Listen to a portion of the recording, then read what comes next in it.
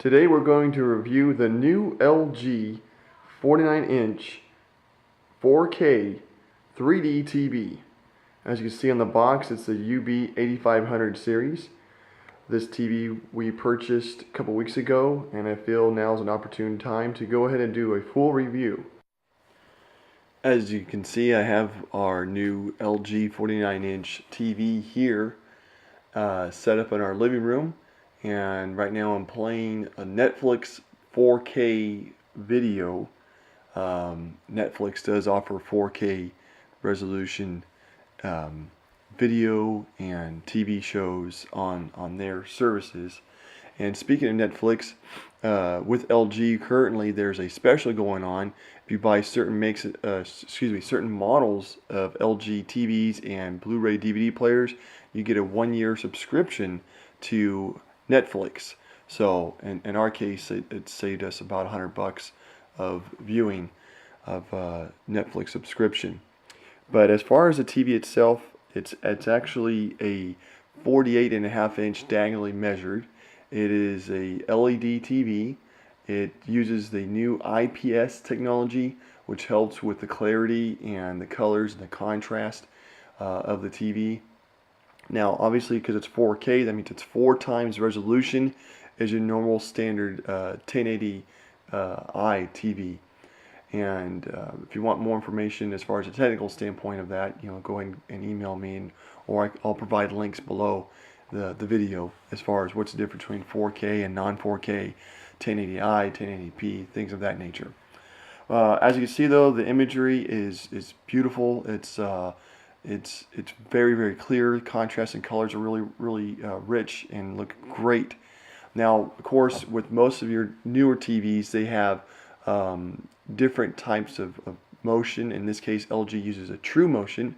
I'll show you that here in the menu options. But you can do the home, and you go to picture to adjust your settings, and then you have picture adjust. And then you have picture options, and then you go true motion.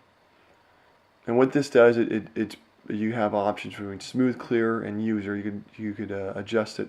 I like to put it on smooth, and this kind of changes the motion and how the resolution, or not the resolution, excuse me, the refresh rate of the TV. This is a 120 hertz refresh rate. And with true motion, you can see how more clear the imagery is, and gives it more of a realistic effect. Some people call it a soap opera effect. Personally, it looks great on some videos or TV shows. Other times, you might want to turn it off. Usually, it's used for when viewing sports. If it's a soccer game or football or tennis, it looks really cool. Now, with the LG TV, they have a really cool OS. They call it Web OS, and they have all the different options here on the screen. You hit the home button, and you could go to your live TV. You have Netflix, you have Hulu, you have different options here, YouTube, Skype. You even have a web browser. Real quick, I don't want to point out any cons yet. I want to show you some pros, but one of the things that you need to do when uploading, or excuse me, when pulling the TV out of the box, is you're going to have to upgrade the firmware right out of the bat, which is not a problem. So all you can do is hit the home button, go to the settings, go to general, and then go scroll down to about this TV. And then you go to check for automatic updates. I select allow automatic updates myself, and the software version or the firmware version will change, and then that will update the TV. So then once you have that firmware updated, you then could go in and you will have to update your apps like the Netflix, the Hulu, and things of that nature all need to be updated. And once you do that, then you could use your Netflix subscription and it'll play the videos. One of the cons I will point out, the only con I know so far from the whole 2 weeks of using and operating this television set, is when going to the internet, and then right now I logged into my Comcast Xfinity, is that when going into the internet and you want to go to watch um, something, it's that it won't allow me to do that because it takes flash. And what I saw so far is that um, this television set did support flash. Now, if someone from LG wants to get a hold of us and let us know, as you can see right there, it says, "Uh-oh, you need flash." I want to pick up my camera. Bear with me. Focus on that. If there's a way to get around that, that's great. I have tried to install flash. Let's absolutely show you that again. Flash support is flash plugins not supported on this device. So that's the only thing. You can't really go on the internet part and just go ahead and watch videos all willy-nilly because it doesn't have flash. Now, if an engineer from LG sees this, then by all means, I recommend you update that and get that fixed, because to me right now, that's the only fallback on this. Other than that, this is, to me, it's been an excellent television set, the best I've had. Let's go ahead and go back to Netflix and continue watching our wonderful 4K footage. I'm gonna go ahead and switch over, and we'll show some of the setup, plugins, the IOs of the television, and then we'll get a little bit more in depth. Here in the rear of the television set, you'll see you have 4 HDMI inputs. You can also use one of those as an HDMI DVI input with a converter. I am utilizing the HDCP 2.2. That is for the 4K. If you're using a Blu-ray player, or in my case, I am using a desktop, which I have an LG optical drive that plays Blu-ray and 3D Blu-ray disc. You also have a USB input. You have 3 of those, one 3.0 and two 2.0 inputs. And then down here you'll have the antenna cable input. You have a external speaker out. You have your component RCA, and then for audio you have optical digital out, and LAN connection, and then an RS-232 parallel for service. Alright, let's look into the TV a little bit more. You know, from the basics to the little bit more advanced. So I'm going to go ahead and, while this is being viewed, let's go back to the home. Let's look at all the different settings that are there. There's different options here. You do have a quick settings where you could set your channels, your picture mode, sound mode, sleep timer, and then of course you have an account manager. Now you have a sleep timer for those that maybe you want to watch a half hour, an hour of television. You want to make sure your kids aren't watching too much television, or maybe you're going to fall asleep. You want the TV to be running. You can put a timer on. You have different sound modes here also, and we'll go a little bit more in depth here to these settings. But there's all these different modes and stuff like that for personal preferences and settings. Let's start first with the picture. And in the picture, you have the picture mode. I personally like to use the APS mode. Of course, when you do the option, they have vivid, standard, cinema. We could scroll through those, and you can kind of see the colors there in the television change a little bit. See, maybe the contrast is adjusted. The hues, there you got a little bit more warmer color for cinema. Sports, you got a little bit more hues and cooler colors, as evident by the bluer ocean. Game, photo, you have expert 1 and expert 2. Again, personal preference, I just leave it on APS and the user, and it suits us just well, or just fine. You also have a picture adjust option. You go in there and that goes a little bit more deeper, where you can manually adjust the backlit, contrast, brightness, sharpness, color, tint, and then color temperatures. And then of course you have advanced controls. You can change the dynamic contrast and colors. You can change even the color gamut itself. Super resolution. If you want to up the resolution even more, you could turn that off. I don't know if you can tell with the camera here what in the picture in the background. You got low, medium, high. Again, that's personal preference.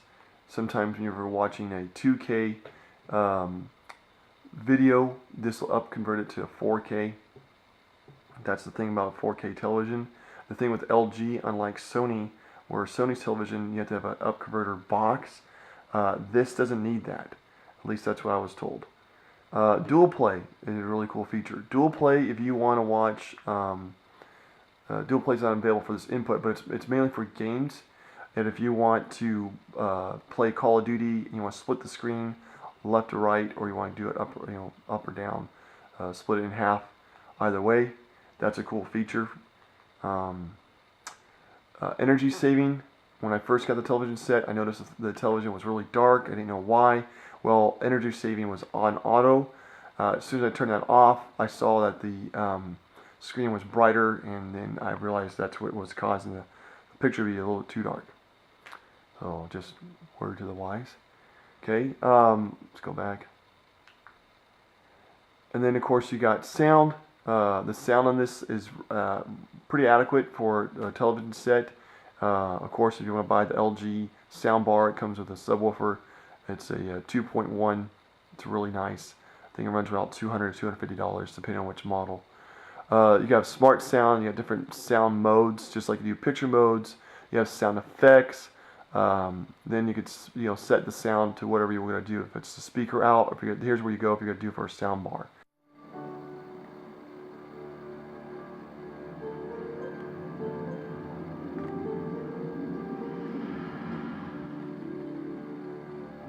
It seems like every place we go has its own unique set of variables.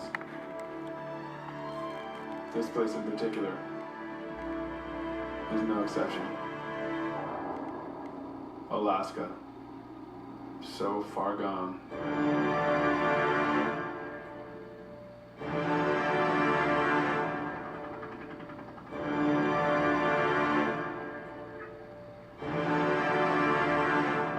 Network.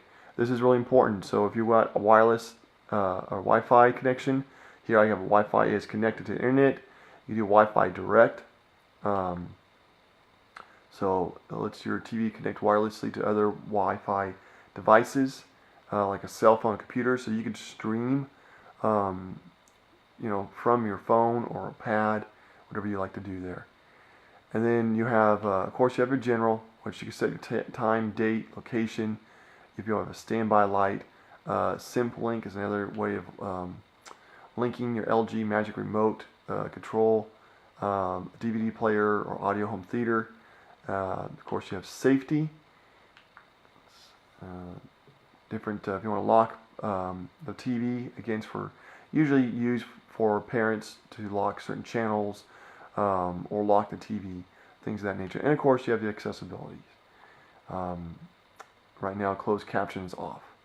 So, okay. Now the other thing we notice up here, if you hit the home button, is you have the input options.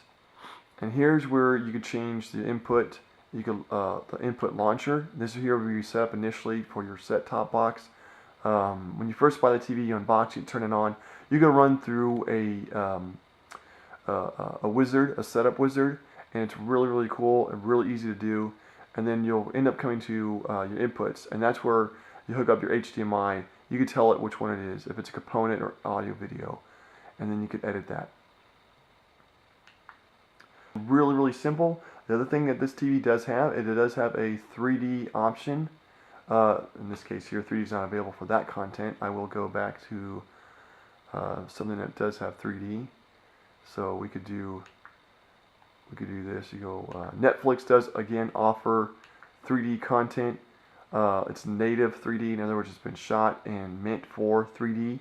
If you were to watch regular television, you can hit the 3D button on the Magic Remote, and I'll show you the remote here in a minute, and it will convert it to 3D. Now, 3D technology on this TV is passive 3D. It's the same type of 3D technology that's used in cinemas when you go to watch a movie. Pretty much it's using the same type of glasses.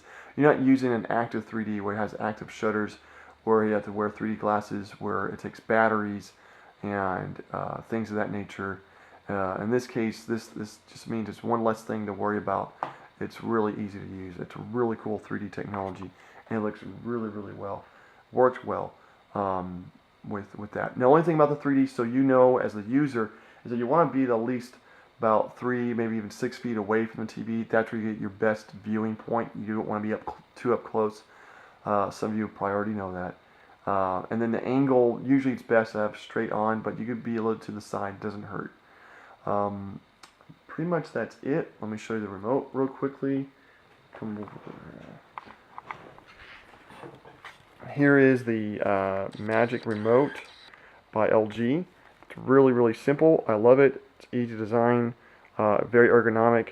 You have the 3D option, you have the input option, you have your volume, you have your channels. If you want to go to live TV, there's a, that's the mute button. That's if you want to talk. Your home button, of course, that's back, and of course you got the power. And then here you have actually have a D-pad that you can use to scroll through. And then you have an actual wheel right here to scroll up or down for different options. That's pretty much it that I know of. It's a great TV, excellent, excellent purchase. You get it on Amazon. It runs around or $1,499, and we got it at Best Buy. Best Buy price matched what Amazon had, and we felt like we got a really, really good deal. Like I said, it does come, it is 3D, and it does come here with 2 passive technology 3D glasses. Again, these are really basic. They're the same type of lens that's used at a theater. So, not that I condone stealing anything, but you pretty much could take the theater glasses home with you after watching a 3D movie at a movie theater and use these on your television set. But go ahead and buy the LG TV 3D glasses. You can see here. Alright, I'll post every manual and link that would be helpful and useful below this video. If you have any questions or comments, feel free to post those in the comment section below.